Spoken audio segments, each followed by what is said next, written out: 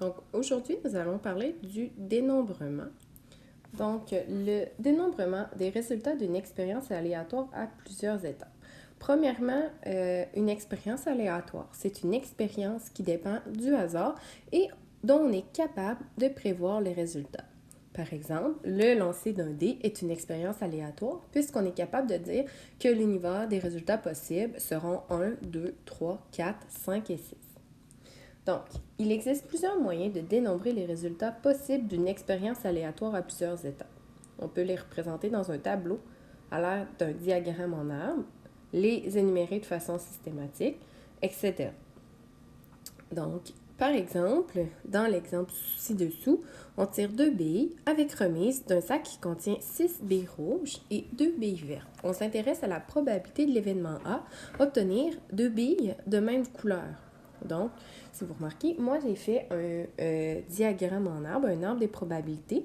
Donc, à la première étape, les deux choix, soit on va piger une bille rouge ou soit on va piger une bille verte.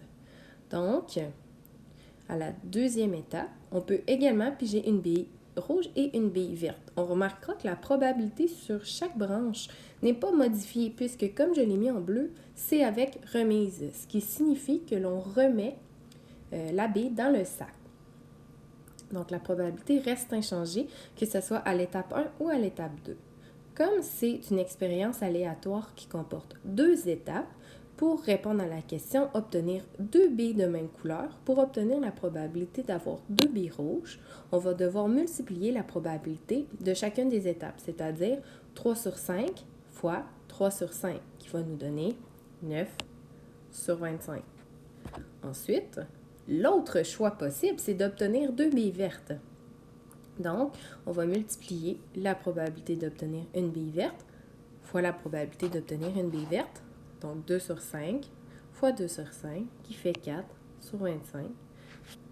Et on additionne ces deux probabilités-là parce que ces deux événements-là, rouge-rouge, ces deux résultats-là, en fait, ne peuvent pas arriver en même temps, ne peuvent pas se produire simultanément. Donc, on a soit 2 billes rouges ou 2 billes vertes.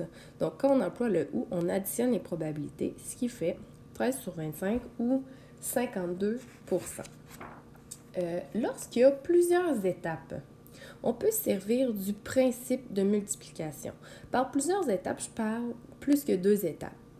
Donc, le principe de multiplication nous dit que le nombre total de résultats possibles d'une expérience aléatoire à plusieurs étapes est égal au produit du nombre de résultats possibles de chacune des étapes.